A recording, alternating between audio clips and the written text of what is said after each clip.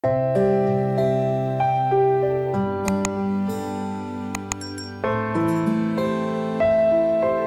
terakhir, semua urusan di kampus sudah selesai. Kini tiba waktunya aku akan meninggalkan kota ini. Entah kapan lagi aku akan berkesempatan menginjakan kaki di sini dan menghabiskan hari dengan sang pujaan hati. Sebelum pulang, aku menghadiri acara pentas seni yang diadakan oleh fakultasku dulu. Mahasiswa, alumni dan masyarakat umum boleh hadir di sana. Kebetulan aku dapat undangan khusus untuk mengisi salah satu acara sebagai alumni dengan yang terbaik tahun ini. Ribuan penonton sudah berjejer di stadion. Para pengisi acara sudah bersiap di ruangan khusus. Kulihat gawaiku di sela-sela kesibukanku yang akan tampil sebentar lagi. Gak ada chat ataupun panggilan dari Jason yang sudah berjanji untuk datang malam ini ke gor tempat berlangsungnya acara ini. Selanjutnya, kata sambutan dari kakak cantik Naila Azahra yang baru saja diwisuda bulan lalu dengan yang terbaik.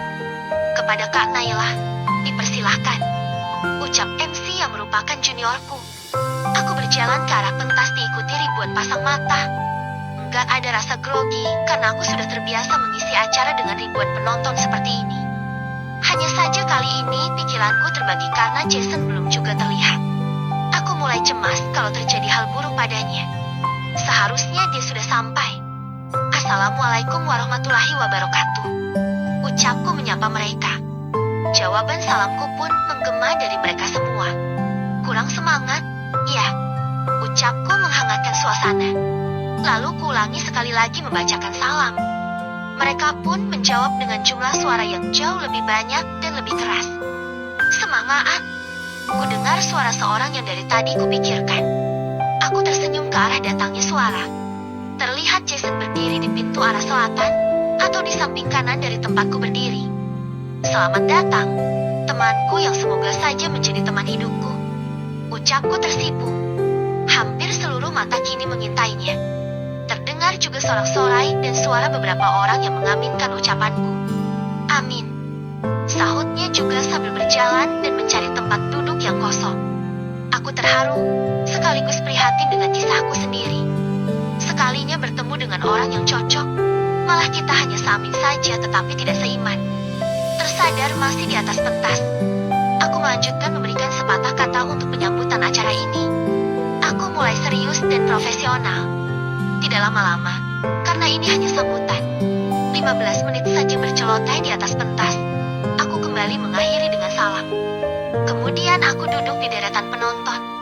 Aku keluar dari pintu di belakang pentas dan masuk lagi dari pintu yang dilalui Jason tadi.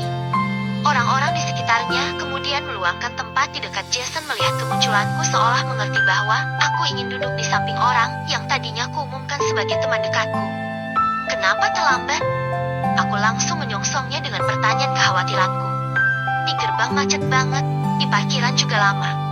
Sahutnya, ini adalah untuk kedua kalinya aku duduk sedekat ini dengannya. Karena pengunjung begitu ramai, jadinya tempat ini sedikit sesak. Apalagi aku dan Jason datang paling terakhir. Bahuku kini menempel di sisi tangannya. Ini bahkan lebih dekat lagi dari duduk di kantin kampus kemarin. Saat mengobrol, aku dengannya bergantian untuk memandang.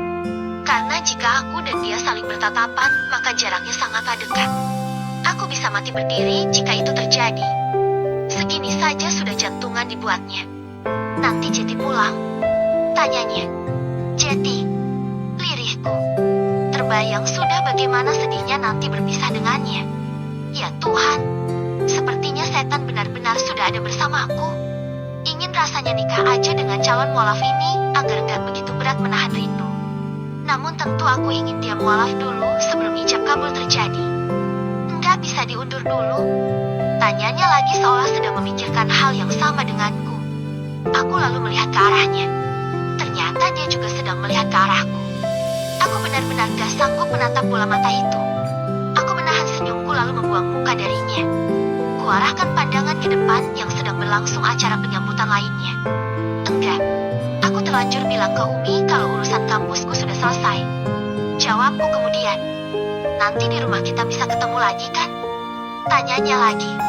Sepertinya rindu yang menggebu benar-benar sudah merasuki kami berdua. Kalau itu aku kurang yakin. Jason, aku susah susah sekali dapat izin keluar dari Umi dan Abi. Kalaupun dapat izin dari mereka, itu gak akan lama. Aku termenung. Teringat Gilang lebih memilih sahabatku ketimbang aku hanyalah karena alasan ini. Karena aku selalu gak bisa setiap kali dia mengajakku jalan. Dia gak sabar menunggu aku kuliah agar aku bisa terbebas sedikit saja dari aturan-aturan Umi dan Abi. Gak apa-apa, Nei. Semoga nanti kita segera menemukan jalan keluarnya. Hiburnya. Amin. Ucapku sambil memejamkan mata. Lalu kupanjatkan doa pada Allah agar mengabulkan doa kami berdua. Semoga jalan itu segera terlihat sebelum dia juga pergi karena bosan sama seperti Gilang. Ah, namanya masih saja kuingat. Luka darinya masih saja terasa.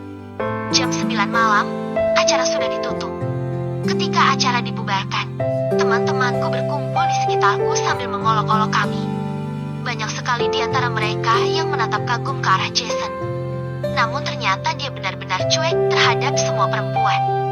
Benar yang dikatakan oleh satpamnya waktu itu. Aku benar-benar beruntung jika memang berjodoh dengannya. Biasanya jika ada cewek-cewek cari perhatian, cowok akan senang dan menanggapinya. Tetapi dia tidak. Dia benar-benar berbeda dari lelaki lain. Kamu pulang ke kontrakan dulu? Tanyanya setelah kami pamit dari teman-temanku. Langsung ke rumah. Sahutku sambil berjalan pelan ke arah parkiran. Sendiri? Cecarnya. Iya, enggak apa-apa. Ucapku meyakinkannya. Enggak boleh. Kita konvoi. Aku akan ikutin kamu dan aku akan antar sampai rumah. Paparnya. Cie, udah berani ngelarang. Cowok yang katanya dingin tapi denganku begitu hangat. Gumamku sambil tersenyum. Enggak ngerepotin. Aku sedikit basa-basi. Enggak sama sekali. Sekalian aku juga mau pulang. Untuk apa aku di sini kalau enggak ada kamu lagi? Ucapnya membuat bibirku langsung merengkah. Bisa sekali dia. Aku dan dia lalu pulang beriringan. Sesekali kupantau mobilnya yang masih terus mengikutiku. Sepertinya dia orang yang bertanggung jawab. Secepatnya akan kukasih tahu Umi dan Abi tentang sosoknya. Aku memperlambat laju mobil beberapa meter sebelum sampai di rumah sambil mencoba menghubungi ponselnya yang ternyata di luar jangkauan. Aku ingin memberitahukan bahwa rumahku sudah dekat. Harusnya dia segera berputar arah agar Umi dan Abi tidak melihatnya. Sampai di depan pagar, ayah yang kebetulan ada di sana langsung membukakannya. Sementara mobil Jason masih ada di belakang mobilku. Aku ketakutan. Keringat dingin mulai terasa diproduksi. Mati aku. Mana mobil Jason malah ikutan berhenti. Aku memutar setir sambil pasrah dengan apapun yang terjadi. Kulihat mobil Jason yang belum juga bergerak. Setelah memasukkan mobil ke garasi, aku setengah berlari ke arahnya. Terima kasih. Ya, ucapku dan berharap dia langsung pergi. Aku tak berani melihat ke arah Abi yang wajahnya sudah tidak bersahabat lagi. Apapun yang terjadi nanti aku sudah pasrah. Aku rela dimarahi Abi setelah ini asalkan bukan Jason yang kena imbasnya. Look, pintu mobilnya terbuka dengan halus. Jason turun dari sana. Mati aku. Dia ngapain? Seketika aku ingin menghilang dari bumi ini.